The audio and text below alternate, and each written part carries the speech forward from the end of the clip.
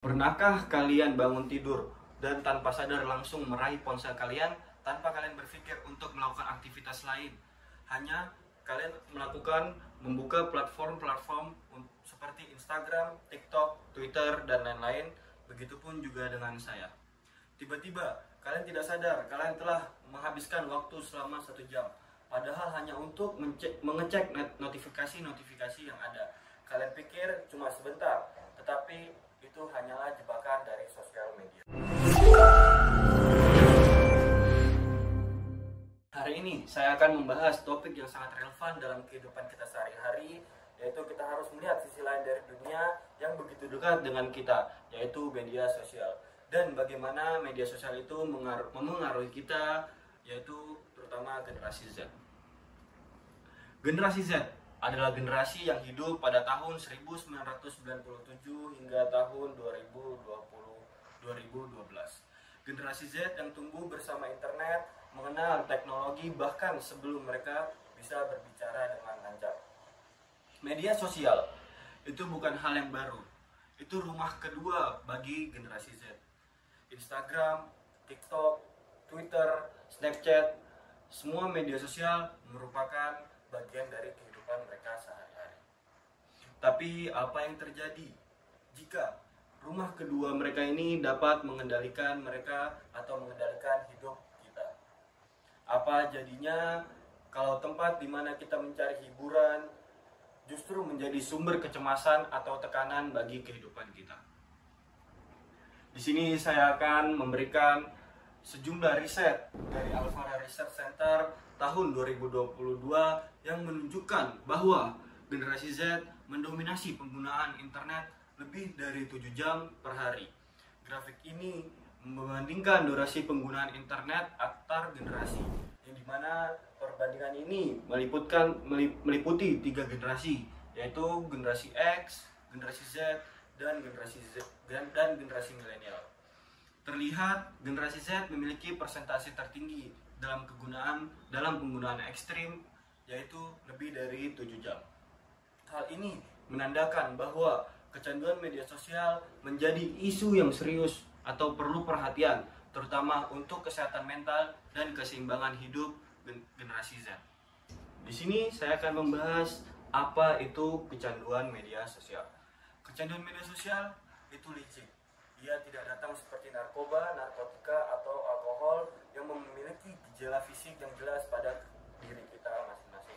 Akan tetapi, kecanduan media sosial, ia akan menyusup ke dalam diri kita dalam bentuk notifikasi, like, mention, ataupun scrolling tanpa akhir.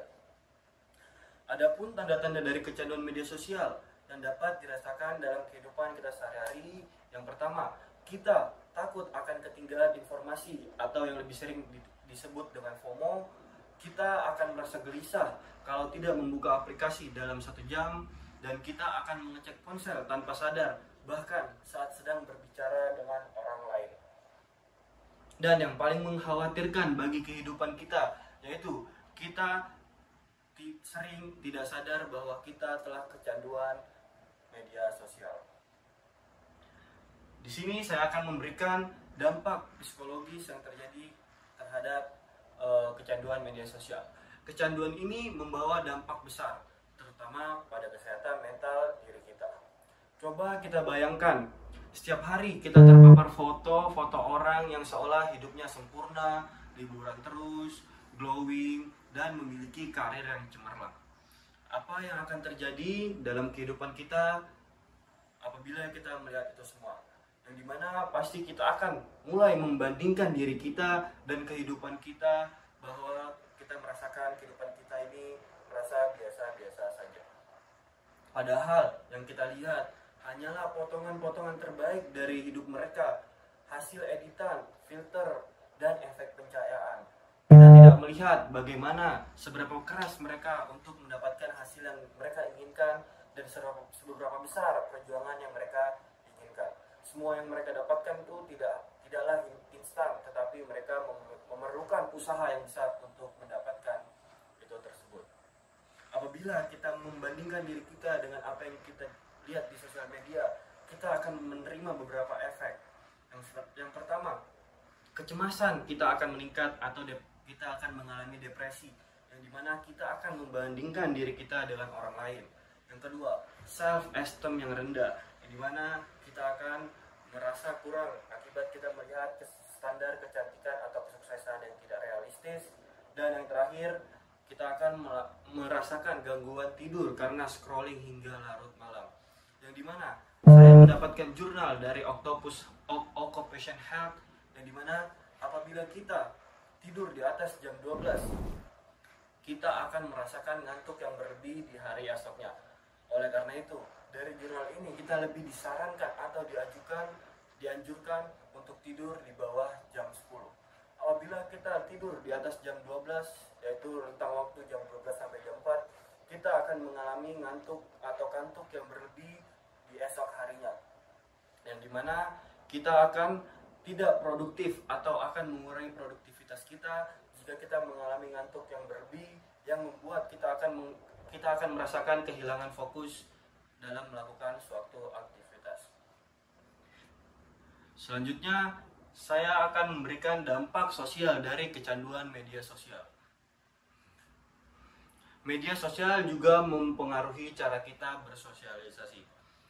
Kita akan semakin tergantung pada validasi eksternal, yang dimana perasaan yang akan ditimbulkan dari diri kita, seperti kita merasa senang atau sedih, itu dapat tergantung oleh jumlah likes, komen, subscribe, dan lain-lain. Yang kedua, interaksi langsung dengan orang lain akan berkurang. Makan malam bersama keluarga, tapi semua yang ada di meja hanya sibuk dengan ponsel. Kita akan merasa lebih nyaman apabila kita melakukan chatting secara online dibandingkan berbicara secara langsung dengan lawan argumen kita.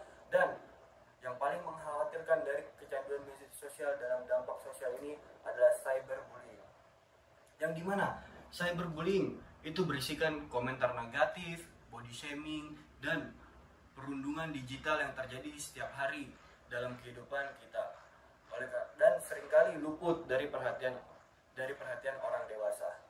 Dunia maya yang seharusnya menjadi ruang aman justru berubah menjadi ladang tekanan sosial bagi kita. Selanjutnya, saya akan menjelaskan tentang dampak terhadap produktivitas. Dampak media sosial juga terasa dalam produktivitas, baik di sekolah, di kampus, maupun di tempat kerja. Dampak produktivitas ini memiliki beberapa bahaya yang dapat dirasakan oleh diri kita. Yang pertama, fokus kita akan semakin menurun karena notifikasi yang terus muncul setiap beberapa menit. Yang kedua, prokrastinasi meningkat, yaitu kita akan menunda-nunda pekerjaan dikarenakan kita tergoda untuk scroll 5 menit lagi, yang akhirnya kita akan melakukan scroll itu secara berlebihan hingga 1 jam. Yang ketiga, kita menjadi konsumen yang pasif, bukan pencipta. Ide-ide hilang karena otak kita terlalu sibuk menyerap informasi tanpa refleksi. Produktivitas bukan hanya soal waktu, tetapi juga soal perhatian. Dari perhatian kita sedang terpecah kemana-mana. Di sini ada studi kasus yang diberikan atau laporan yang diberikan oleh Kominfo yang menunjukkan bahwa 95% dari generasi Z di Indonesia aktif media sosial. Artinya di mana hampir seluruh generasi muda yang hidup yang ada di dalam dunia ini aktif dalam dunia digital. Akan tetapi ada dampak negatif yang kita kurang perhatikan, yaitu banyak dari generasi Z yang belum memahami tentang resiko identitas digital. Dan dari resiko ini dapat berujung pada gangguan psikologis yang tidak stabil. Lalu, apa yang kita bisa lakukan? Langkah kecil kita bisa berdampak besar terhadap kecanduan media sosial di sini. Di sini saya akan memberikan solusi yang dapat kita lakukan untuk mengurangi kecanduan media sosial pada diri kita. Yang pertama, berlatih fokus dengan kegiatan yang memerlukan konsentrasi. Membaca, menulis, berolahraga, dan berkarya dapat menjadi hal positif yang dapat mengurangi kecanduan media sosial tersebut. Yang kedua, mengurangi waktu menatap layar secara bertahap. Misalnya kita hanya memberikan batas waktu untuk menatap layar sebesar 30 menit untuk setiap hari. Yang ketiga, lakukan digital detox. Satu hari tanpa menggunakan medsos per minggu, nikmati alam, ngobrol dengan teman, dan merasakan dunia nyata. Dan solusi yang keempat, yaitu edukasi kita tentang penggunaan atau dampak negatif dari media sosial. Kita perlu mengajarkan generasi muda cara menggunakan media sosial secara sehat dan menjadikannya alat bantu, bukan alat kendali. Media sosial bukan musuh, ia bisa menjadi jembatan, inspirasi, bahkan platform perubahan untuk kehidupan kita sehari-hari. Namun, hanya jika kita menggunakannya dengan bijak. Pertanyaan sekarang bukan lagi berapa jam kalian memakai media sosial, akan tetapi apakah kamu masih bisa mengendalikan hidupmu atau sudah dikendalikan oleh notifikasi atau media sosial. Jadi mulai sekarang kita harus berhenti sejenak dan meletakkan ponsel kita, hirup nafas segar, healing, tatap dunia nyata, karena kita tidak sadar bahwa